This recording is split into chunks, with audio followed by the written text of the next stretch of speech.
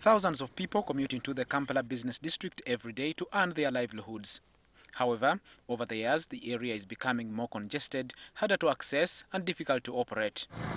KCCA now thinks making the CDB less motorized by pushing certain services outside the city center, prohibiting border borders, and limiting private cars will create space for high passenger volume buses. These buses, we want it to be as comfortable as possible. The second issue we are considering are proposals of having congestion fees. But just how feasible is this? It's not the first time the city's managers are attempting to do it. These grounded buses were once touted as the solution to Kampala's congested streets. They should be sufficient that maybe in a spacing of about 10 minutes or 15, there is a bus coming and then it can drop you each and every point.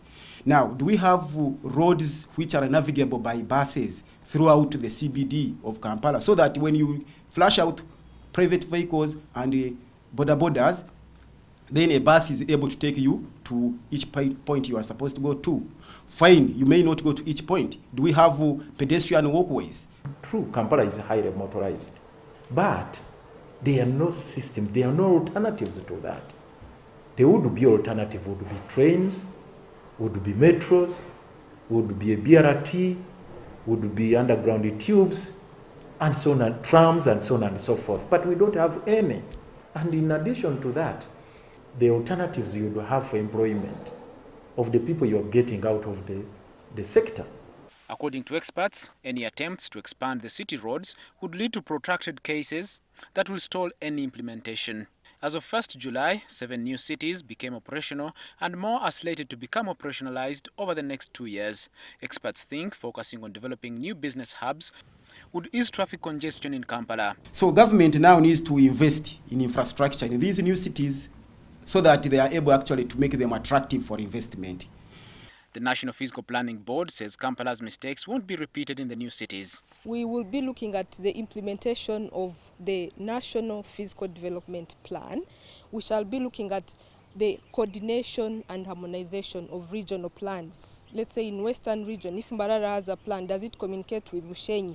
Does it communicate with Ntungamo? In the East, Jinja and Mbale, do they communicate? How about Kampala and Mukono and Wakiso?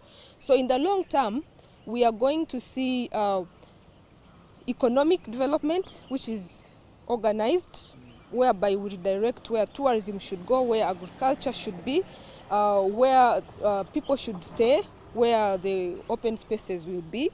And we are also going to see that Ugandans in the long term actually become people who love physical planning, that they get a culture of getting things organized without push and pull games. Experts say good plans for this hub have died due to political and opportunistic motives. And this one comes just months before a general election, and it remains to be seen if the arguably good plans won't be washed away by the political waves.